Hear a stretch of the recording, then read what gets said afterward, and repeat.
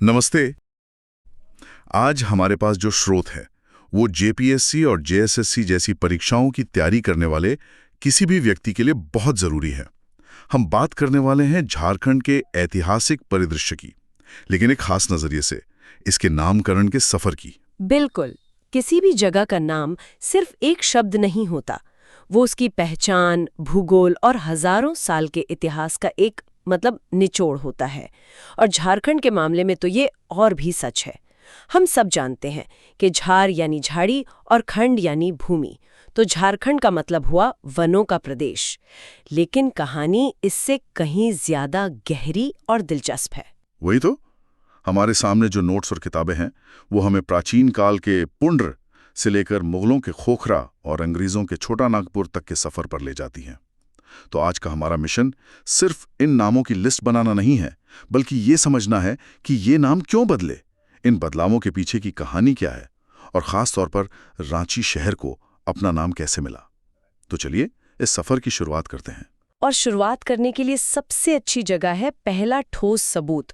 स्रोतों के मुताबिक झारखंड शब्द का पहला पुरातात्विक प्रमाण आर्कियोलॉजिकली प्रूवन एविडेंस 13वीं सदी के एक ताम्रपत्र में मिलता है। ये अपने आप में एक बड़ी बात है, क्योंकि ये हमें बताता है कि ये नाम साहित्यिक ग्रंथों में आने से भी शायद पहले से चलन में था। और अगर हम साहित्यिक जिक्र की बात करें तो सबसे पुराना नाम कौन सा मिलता है? हमारे स्रोत ऐतरेय ब्राह्मण का हवाला देते हैं, जहां इस इलाके को पुंड्र कहा गया है। हाँ, और यहीं से नामों की एक बहुत ही फैसिनेटिंग परत खुलनी शुरू होती है। ऐसा लगता है कि प्राचीन भारत में इस क्षेत्र की कोई एक सर्वमान्य पहचान नहीं थी। अलग अलग ग्रंथ इसे अलग अलग नजर से देखते थे। जैसे ऐतरेय ब्राह्मण में पुंड्र है, तो वायु पुराण में इसे मुरंड कहा गया है, और विष्णु पुराण में मुंड। ये नाम पुंड्र, मुरंड, मुंड सुनने में काफी मिलते जुलते हैं। क्या इनके पीछे कोई कनेक्शन हो सकता है, शायद यहाँ रहने वाली जनजातियों से? ये एक बहुत अच्छा सवाल है, और ज्यादातर इतिहासकार इसी तरफ इशारा करते हैं। ये नाम संभवतः एथनोग्राफिकल हैं, यहाँ के मूल निवासी जैसे मुंडा जनजाति के नाम पर आधारित हैं। ये दिखाता है कि उस समय इस क्षेत्र की पहचान यहाँ के लोगों से थी। फिर महाभारत में 2 और नाम आते हैं, पुंडरीक देश और पशुभूमि। अच्छा, पशुभूमि।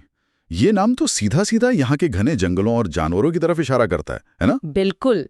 तो एक तरफ लोगों के नाम पर पहचान, दूसरी तरफ भूगोल के नाम पर।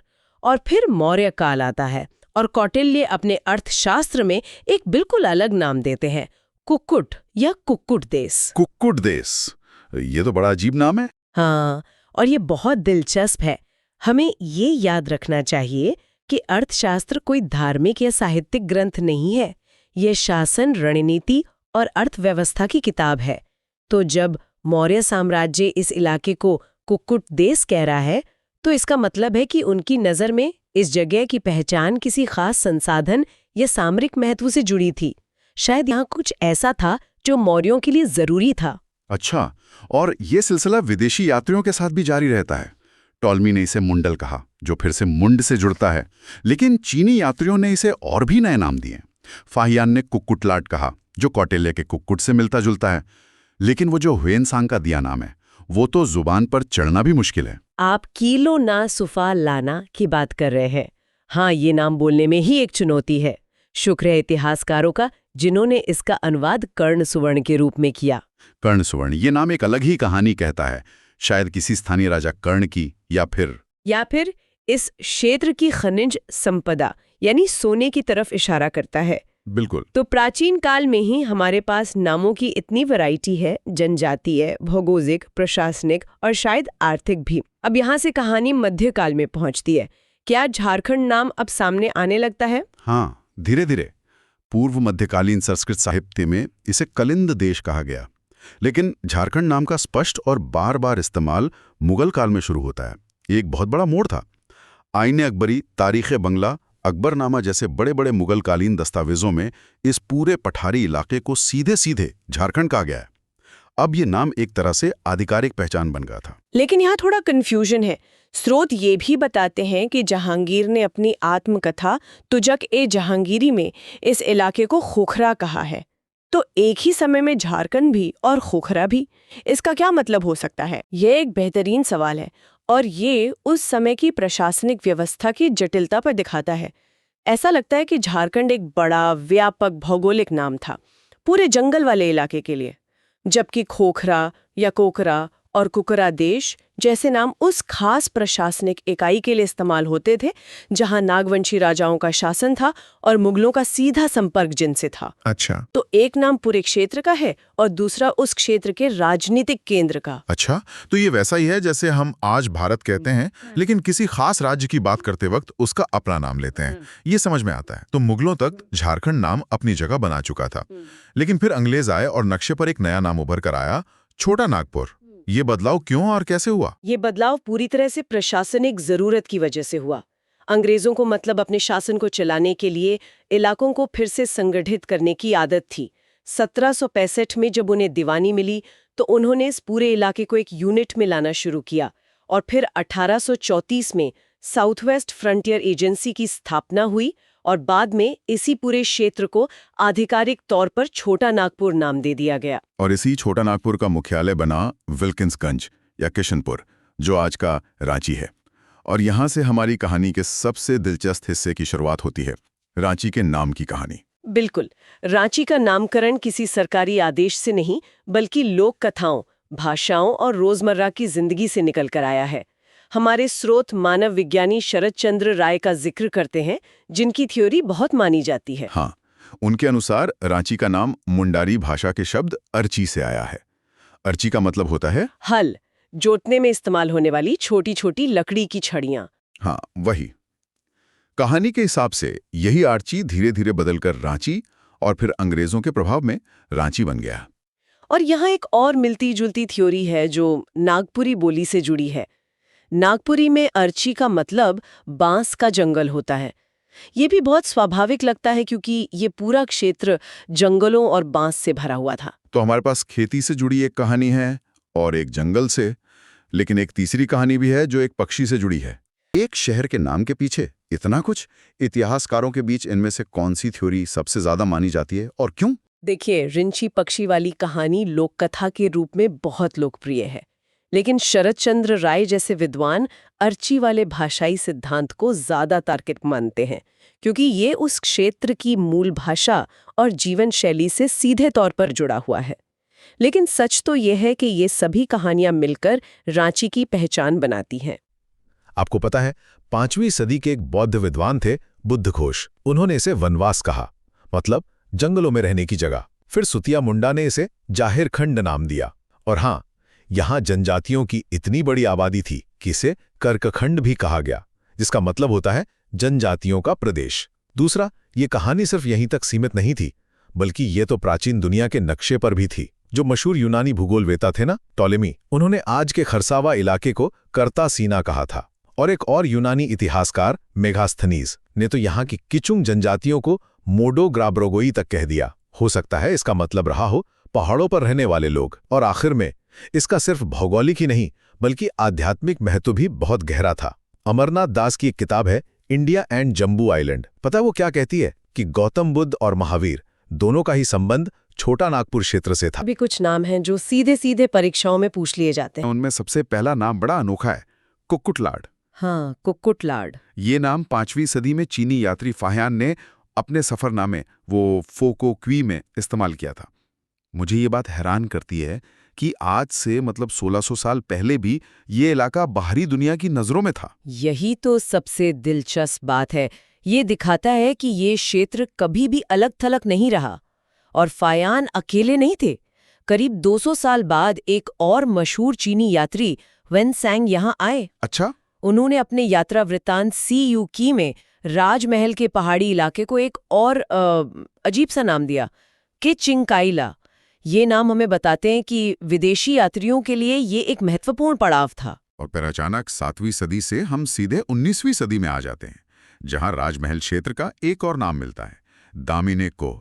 ये नाम तो बहुत बाद का और बिल्कुल अलग लगता है। हाँ, क्योंकि ये नाम किसी यात्री ने नहीं बल्कि शासकों ने दिया था। शासकों ने? जी।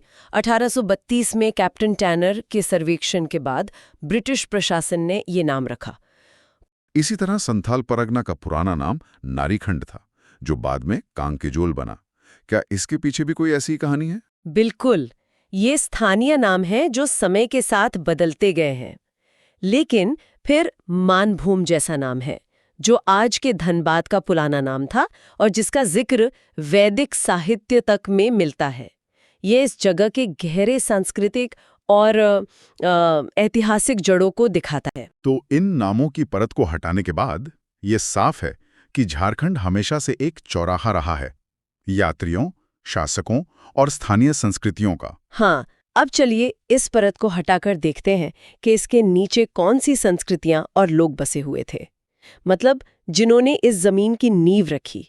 हाँ, अब हम उस पिरामिड की सबसे निचली, सबसे पुरानी परत पर जा रहे हैं और इस नींव में हमें मिलती है असुर जनजाति, जिसे झारखंड की सबसे प्राचीन जनजाति माना जाता है। एक मिनट, जब हम असुर सुनते हैं तो पौराणिक कहानियों वाले पात्र दिमाग में आते हैं। क्या ये वही हैं? दस्तावेजों में इनका जिक्र ऋग्वेद, उपनिषद और महाभारत में भी है। ये एक बहुत ही अहम सवाल है। पौराणिक कथाओं से इतर अगर हम पुरातात्विक और ऐतिहासिक नजरिए से देखें तो असुर एक बेहद उन्नत समुदाय थे।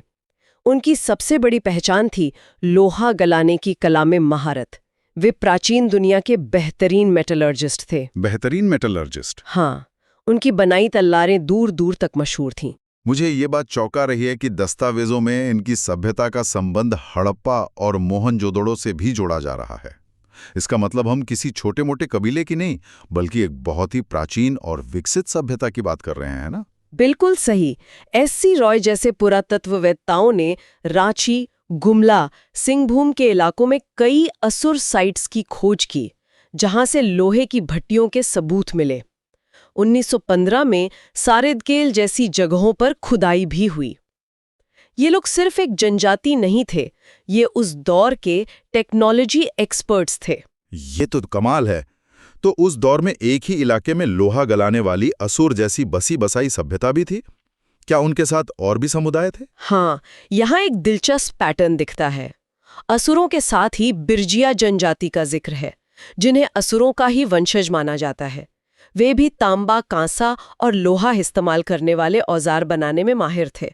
दूसरी तरफ बिरहोर और खड़िया जैसी जनजातियां थीं जो घुमंतू शिकारी संग्राहक थीं। अच्छा, शिकारी संग्राहक। हाँ, उनका जीवन पूरी तरह प्रकृति से जुड़ा था। तो मतलब एक ही जंगल में, एक ही समय में एक तरफ लोहे की धधकती भट्टियां थीं और दूसरी तरफ शिकार पर निकला एक समूह। इन दोनों के बीच रिश्ते कैसे रहे होंगे?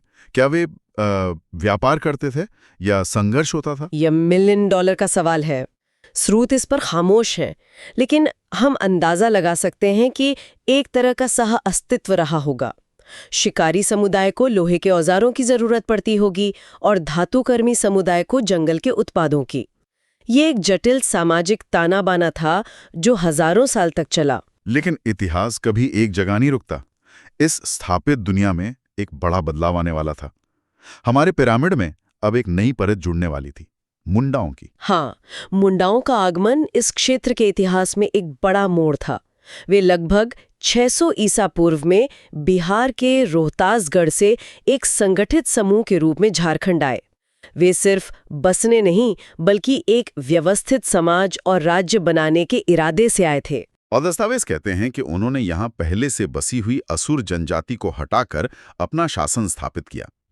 ये तो एक तरह के आक्रमण जैसा लगता है। क्या हम जानते हैं कि ये बदलाव शांतिपूर्ण था या हिंसक? मुंडाओं के अपनी परंपराओं और कहानियों के अनुसार ये एक बड़ा संघर्ष था। उनकी कहानियों में रीसा मुंडा का जिक्र आता है, जिन्होंने एक राज्य की स्थापना की और सुतिया पहान को अपना नेता चुना। माना जाता है कि उन्होंने असुरों को एक बड़े युद्ध में हराया। तो ये सिर्फ जमीन का संघर्ष नहीं था? नहीं, ये दो अलग अलग जीवन शैलियों, दो संस्कृतियों का टकराव था। एक कृषि आधारित समाज ने एक औद्योगिक समाज को विस्थापित कर दिया। तो मुंडाओं के आने से इस क्षेत्र की तस्वीर पूरी तरह बदल गई। लेकिन क्या मुंडाओं का राज हमेशा बना रहा या कोई और समूह आया जिसने उन्हें भी चुनौती दी? इतिहास खुद को दोहराता है। मुंडाओं के बाद उरांव जनजाति का आगमन हुआ। उरांव की कहानी तो कुछ अलग ही लगती है। हाँ, उरांव जनजाति की कहानी में कई दिलचस्प मोड़ हैं। स्रोत के मुताबिक उनका इस क्षेत्र में आना रोहतास पहाड़ी इलाके से हुआ। रोहतास से, ठीक है। और वहां से आने के बाद ये समूह दो हिस्सों में बंट गया। एक शाखा राजमहल की पहाड़ियों की तरफ चली गई और दूसरी ने पलामू को अपना घर बनाया। उरांव की कहानी का सबसे हैरान करने वाला हिस्सा अभी बाकी है। उर का जिक्र है। हाँ, मैंने देखा। और उस किताब के अनुसार उरांव का मूल निवास स्थान कोंकण बताया गया है। 1 मिनट, क्या कोंकण? आप महाराष्ट्र और गोवा वाले समुद्री किनारे की बात कर रही हैं? ये हाँ, वही कोंकण। अरे, समुद्र के किनारे से लेकर झारखंड के पठार तक ये कैसे हो सकता है? यही तो बात है जो इस जानकारी को इतना असाधारण बनाती है। ये तो हजारों किलोमीटर का सफर हो गया। बिल्कुल। सोचिए कितनी पीढ़ियां लगी होंगी इस सफर में, किन किन रास्तों से गुजरे होंगे। ये दिखाता है कि ये विस्थापन कोई सीधी रेखा में होने वाली घटना नहीं है। वाकई, इसने तो पूरी तस्वीर ही बदल दी। ये सिर्फ बसने की कहानी नहीं रही, ये तो एक बहुत बड़ी और शायद मुश्किल यात्रा की कहानी बन गई है। सही कहा। वाह। अच्छा, मध्यकाल में एक और जनजाति का जिक्र है, हो जनजाति। हाँ, हो। स्रोत कहता है कि ये मुंडा जनजाति का ही एक उपवर्ग है। जी। और ये जनजातीय समाजों के विकास का एक बहुत सामान्य पैटर्न भी है। मतलब एक बड़ा समूह फैलता है, उसकी कुछ शाखाएं नए इलाकों की तरफ निकल जाती हैं और समय के साथ उनकी एक अलग पहचान बन जाती हैं। अच्छा, तो हो लोगों के साथ भी यही हुआ? हाँ, स्रोत के मुताबिक हो लोग छोटा नागपुर के मुख्य इलाके से निकलकर कोल्हान क्षेत्र में बस गए, जो आज भी उनका केंद्र माना जाता है। तो वो हैं तो मुंडाओं की ही एक शाखा जी। लेकिन उन्होंने अपना एक अलग भौगोलिक और सांस्कृतिक दायरा बना लिया। बिल्कुल, एक ही पेड़ से निकली अलग अलग शाखाओं की तरह। ये दिलचस्प है। तो प्राचीन काल, फिर मध्यकाल, अब हम समय रेखा के सबसे ताजे यानी नवीन काल में आते हैं। यहाँ आकर कहानी एक और नया मोड़ लेती है ना? बिल्कुल। स्रोत एक बहुत जरूरी बात बताता है। क्या? कि 1000 ई पूर्व के बाद 3 जनजातियों को छोड़कर चेरो, खरवार और संथाल, इनको छोड़कर बाकी लगभग सभी जनजातियां छोटा नागपुर में अपनी जगह बना चुकी थीं। अच्छा, तो ये तीनों समूह इस कहानी के नए किरदार हैं जो बाद में आए। हाँ, और ये सिर्फ बसने के लिए नहीं आए, इनका मकसद कुछ और भी था। चलिए पहले चेरो जनजाति की बात करते हैं।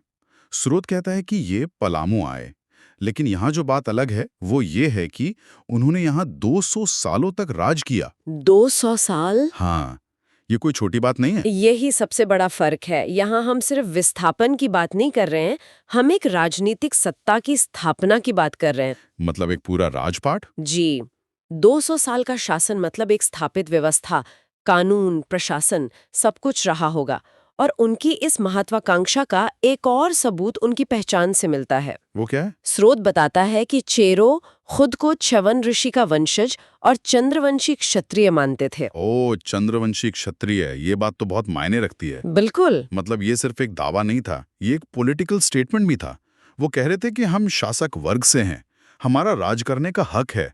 आपने बिल्कुल सही पकड़ा। ये अपने शासन को वैधता देने का एक तरीका था। अब इसी दौर की अगली जनजाति खरवार को देखिए। उनकी कहानी भी कुछ ऐसी ही लगती है। हाँ, स्रोत के मुताबिक खरवार भी रोहतास से ही आए। लगता है उस जमाने में रोहतास एक तरह का लॉन्चिंग पैड था। सही कहा। और खरवार खुद को सूर्यवंशी राजा हरिश्चंद्र का वंशज मानते हैं। वाह, एक चंद्रवंशी तो दूसरा सूर्यवंशी। लगता है उस दौर में एक अच्छी पौराणिक बैक स्टोरी होना बहुत जरूरी था। बिल्कुल, एक मजबूत ब्रांडिंग की तरह। लेकिन खारवारों के मामले में जो बात इसे और भी ज्यादा पुख्ता बनाती है वो ये है कि उनके पास सिर्फ पौराणिक दावा नहीं है। तो फिर क्या है? स्रोत एक ठोस सबूत का जिक्र करता है। रोहतासगढ़ के किले में जो शिलालेख मिले हैं उनमें खारवाड़ जनजाति के राजाओं के नाम खुदे हुए हैं। अरे वाह, मतलब ये सिर्फ कहानियां नहीं है, इसका तो पत्थर पर लिखा हुआ पक्का सबूत मौजूद है। जी, पुरातात्विक प्रमाण। ये तो गेम चेंजर है। ये उनकी मौजूदगी और उनके शासन को ऐतिहासिक तौर पर साबित करता है। निश्चित रूप से। और स्रोत एक और जानकारी देता है कि इस जनजाति की एक शाखा लड़ाकू जनजाति मानी जाती है। अच्छा। अब इन तीनों बातों को जोड़कर देखिए। सूर्यवंशी होने का शाही दावा, शिलालेखों के रूप में ऐतिहासिक सबूत और एक लड़ाकू शाखा के रूप में सैन्य शक्ति। समझ गया। उनके पास कहानी भी थी, सबूत भी था और ताकत भी थी। अब इस नवीन काल की आखिरी जनजाति पर आते हैं, संथाल। हाँ, संथाल। इनका जिक्र कहानी को सीधे सीधे आधुनिक भारत के इतिहास से जोड़ देता है। स्रोत कहता है कि इनका विस्तार ब्रिटिश काल में हुआ। सही कहा। संथालों के बसने की प्रक्रिया थोड़ी अलग और हाल की है। स्रोत के अनुसार वे पूर्व मध्यकाल में हजारीबाग के इलाके में तो आ गए थे, लेकिन उनका जो बड़ा विस्तार हम आज संथाल परगना के नाम से जानते हैं, वो ब्रिटिश शासन के दौरान हुआ। तो ऐसा क्यों हुआ? अंग्रेजों के आने से इनकी बसावट पर क्या असर पड़ा? ब्रिटिश नीतियां इसका एक बड़ा कारण थीं। अंग्रेजों ने बड़े पैमाने पर जंगल साफ करवाए, खेती के लिए जमीन तैयार करवाई, अच्छा, रेलवे लाइनें बिछाईं। इन सब कामों के लिए उन्हें बहुत सारे मेहनती लोगों की जरूरत थी और संथाल बहुत परिश्रमी माने जाते थे। तो उन्हें नए इलाकों में बसने के लिए प्रोत्साहित किया गया। बिल्कुल। क्या झारखंड का इतिहास सच में ऋग्वेद जितना पुराना हो सकता है? ये सुनने में ही बहुत बड़ी बात लगती है। और ये है भी। हम अक्सर इतिहास को दिल्ली, पाटलिपुत्र जैसे बड़े केंद्रों से देखते हैं, लेकिन ये सूची हमें बताती है कि कहानी के और भी बहुत जरूरी किरदार थे, जो शायद आज हाशिए पर दिखते हैं, पर तब नहीं थे। सूची में साफ लिखा है, ऋग्वेद और दूसरे वैदिक साहित्य में असुर जनजाति का उल्लेख है। फिर थोड़ा आगे बढ़े तो ऐत्रेय ब्राह्मण में चेरों का जिक्र मिलता है, और ये सिलसिला रुकता नहीं। रामायण में उराओं का संदर्भ है और महाभारत में तो पुंड्रा और असुर दोनों का नाम आता है। एक मिनट रुककर इस बात के वजन को समझना जरूरी है। ये कोई आम किताबें नहीं है, ये भारतीय सभ्यता की बुनियाद हैं। इनमें किसी जनजाति का नाम आना, वो भी बार बार, कोई छोटी बात नहीं है। ये इस बात का पक्का सबूत है कि ये सिर्फ जंगल में रहने वाले कबीले नहीं थे, बल्कि उस दौर के समाज और राजनीति का एक अहम हिस्सा थे। ऐसा नहीं है कि सिर्फ भारतीय ग्रंथ ही इस क्षेत्र के बारे में बात कर रहे थे। प्राचीन यूरोप के इतिहासकार भी यहाँ के बारे में लिख रहे थे। और यहीं से झारखंड की कहानी एक स्थानीय इतिहास से निकलकर एक वैश्विक कहानी बन जाती है। ये इस पन्ने का सबसे चौंकाने वाला हिस्सा है। स्रोत के मुताबिक पहली सदी के रोमन लेखक प्लिनी द एल्डर अपनी किताब हिस्ट्री नेचुरलिस में मुनैडस और सूरी नाम की जनजातियों का जिक्र करते हैं। और जानकार मानते हैं कि मुनैडस असल में मुंडा और सूरी सबर जनजाति के लिए इस्तेमाल हुआ है। एक मिनट, मतलब रोम में बैठा कोई लेखक झारखंड के बारे में लिख रहा है? ये बात तो मैंने कभी सोची भी नहीं थी। सोचिए, उस जमाने में कोई इंटरनेट नहीं था, कोई गूगल मैप्स नहीं था, फिर भी जानकारी रोम तक पहुंच रही थी। ये उस समय के व्यापार मार्गों और सूचना के प्रवाह के बारे में बहुत कुछ बताता है। जरूर कोई व्यापारी, कोई यात्री इन इलाकों से गुजरा होगा और उसने अपनी कहानियां रोम तक पहुंचाई होंगी। और ये सिर्फ प्लिनी पर खत्म नहीं होता। दूसरी सदी के मशहूर यूनानी भूगोलवेत्ता टॉलेमी, जिन्हें हम प्राचीन दुनिया का गूगल मैप्स कह सकते हैं, उन्होंने भी अपने काम में इस इलाके का जिक्र किया। उन्होंने मुंडा के लिए मुडाला और सबर के लिए सुवराय शब्द का इस्तेमाल किया। टॉलेमी का जिक्र करना और भी ज्यादा महत्वपूर्ण है। वो सिर्फ सुनी सुनाई बातें नहीं लिखते थे, वो नक्शे बनाते थे, जगहों की भौगोलिक स्थिति बताते थे। उनका इन जनजातियों का जिक्र करना इस बात की पुष्टि करता है कि ये क्षेत्र अज्ञात नहीं था। ये उस दुनिया का हिस्सा था जिसे यूनानी और रोमन जानते थे और जिसका वे नक्शा बना रहे थे। तो इसका असली मतलब क्या है? क्या सिर्फ जिक्र होने से फर्क पड़ता है? बहुत ज्यादा फर्क पड़ता है। इसका मतलब साफ है, प्राचीन झारखंड कोई भूला बिसरा अलग थलग पड़ा इलाका नहीं था। ये दुनिया के नक्शे पर था। ये उस बड़े नेटवर्क का हिस्सा था जो भारत को रोम और यूनान से जोड़ता था। मतलब आज जिसे हम ग्लोबलाइजेशन कहते हैं, उसकी एक झलक हमें 2000 साल पहले भी दिख रही थी और झारखंड उस कहानी में कहीं ना कहीं मौजूद था। ये अपने आप में एक बहुत बड़ी बात है। ये तो वाकई नजरिया बदलने वाली बात है। रोमन और यूनानियों का इस इलाके के बारे में जानना तो हैरान करता ही है, पर सवाल ये है कि सदियों बाद भारत के अंदर ही लोग इसे कैसे देखते थे। क्या ये सिर्फ एक जंगली इलाका माना जाता था या इससे ज्यादा कुछ? इसका जवाब हमें मध्यकाल के एक बहुत ही अप्रत्याशित स्रोत में मिलता है, चैतन्य चरितमृत। हाँ, ये एक भक्ति साहित्य का ग्रंथ है जो संत चैतन्य महाप्रभु के जीवन पर आधारित है। आमतौर पर कोई इसमें इतिहास नहीं ढूंढेगा, लेकिन कभी-कभी ऐसी ही जगहों पर सबसे कीमती जानकारी छिपी होती है। इस ग्रंथ में चैतन्य महाप्रभु की यात्रा का वर्णन है और उसमें साफ लिखा है कि झारखंड का ये क्षेत्र एक बहुत ही जरूरी रास्ता था। व्यापारी, सैनिक और आप जैसे और मेरे जैसे तीर्थयात्री सभी इस रास्ते का इस्तेमाल बंगाल और उड़ीसा से मध्य प्रदेश और उत्तर प्रदेश जाने के लिए करते थे। ये उस आम धारणा के बिल्कुल उलट है कि झारखंड हमेशा से एक दुर्गम और घना जंगल था जिससे गुजरना नामुमकिन था। इसके बजाय ये एक हाईवे की तरह था, एक ऐसा गलियारा जो पूरब और पश्चिम भारत को जोड़ता था। और सबसे ठोस बात, इस ग्रंथ के लेखक कवि कृष्णदास कविराज साफ साफ झारखंड नाम का इस्तेमाल करते हैं। ये कोई अंदाजा नहीं है, ये लिखा हुआ सबूत है कि मध्यकाल में इस इलाके को इसी नाम से जाना जाता था। यहाँ जो बड़ी तस्वीर उमड़ती है वो ये है कि झारखंड एक ट्रांजिट जोन था, और जब कोई जगह एक अहम रास्ता होती है तो वहाँ सिर्फ लोग और सामान ही नहीं गुजरते, वहाँ विचारों का, संस्कृतियों का, भाषाओं का भी लेन देन होता है। ये एक डायनामिक, जीवंत जगह रही होगी जहाँ अलग अलग तरह के लोग मिलते होंगे, अपनी कहानियां साझा करते होंगे। ये सांस्कृतिक आदान प्रदान का एक केंद्र था, ना कि कोई भूला बिसरा कोना। सांस्कृतिक चौराहा, ये एक बहुत ही शक्तिशाली विचार है। चलिए अब इस पन्ने पर समय में और आगे बढ़ते हैं और आधुनिक काल यानी 19वीं और 20वीं शती की बात करते हैं। ये वो दौर था जब ब्रिटिश हुकूमत थी और उन्होंने हर चीज को समझने, नापने और लिखने का एक बड़ा अभियान चलाया। हाँ, ये दस्तावेजीकरण का दौर था, और यहीं पर हमें इन जनजातियों के बारे में सबसे ज्यादा लिखित जानकारी मिलती है।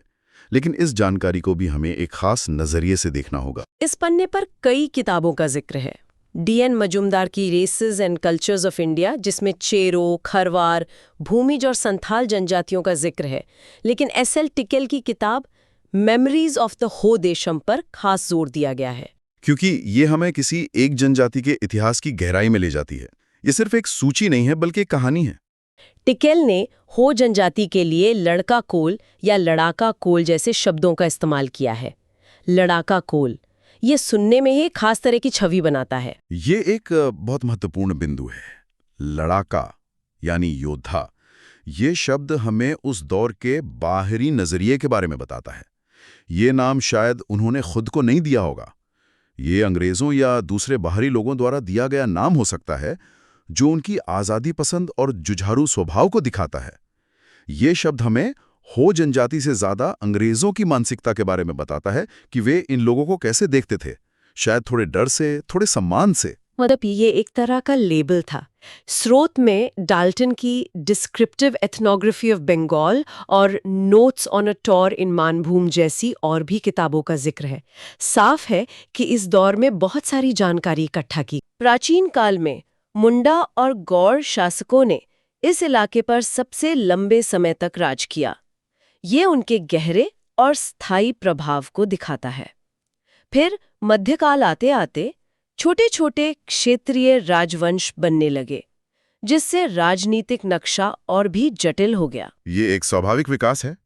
जैसे जैसे आबादी बढ़ती है, व्यापार बढ़ता है, शासन की ज्यादा संगठित संरचनाएं उभरने लगती हैं। लेकिन जो बात मुझे सबसे ज्यादा दिलचस्प लगी वो है इतिहासकार बुकानन का वर्णन। उन्होंने बनारस से लेकर वीरभूम तक के पूरे पहाड़ी इलाके को झारखंड कहा है, और इस वीरभूम में आज के पश्चिम बंगाल के कुछ हिस्से और झारखंड के जामताड़ा, दुमका और पाकुड़ जैसे जिले भी शामिल थे। ये भौगोलिक फैलाव बहुत महत्वपूर्ण है। ये हमें दिखाता है कि ऐतिहासिक झारखंड की जो कल्पना थी वो आज के झारखंड राज्य की राजनीतिक सीमाओं से कहीं ज्यादा बड़ी और लचीली थी। ये एक प्रशासनिक इकाई से ज्यादा एक सांस्कृतिक और भौगोलिक पहचान थी, एक ऐसा इलाका जिसकी अपनी एक खास तरह की जमीन, जंगल और जीवन शैली थी। बुकानन का वर्णन हमें उस विशाल सांस्कृतिक भूभाग की एक झलक देता है। तो एक अकेले पन्ने से हमने हजारों साल की यात्रा कर ली। ऋग्वेद के असुरों से शुरू करके प्लिनी के मोनेडस तक पहुंचे, मध्यकाल के व्यस्त रास्ते से गुजरे और फिर 19वीं सदी के ब्रिटिश इतिहासकारों के विस्तृत अध्ययनों को देखा।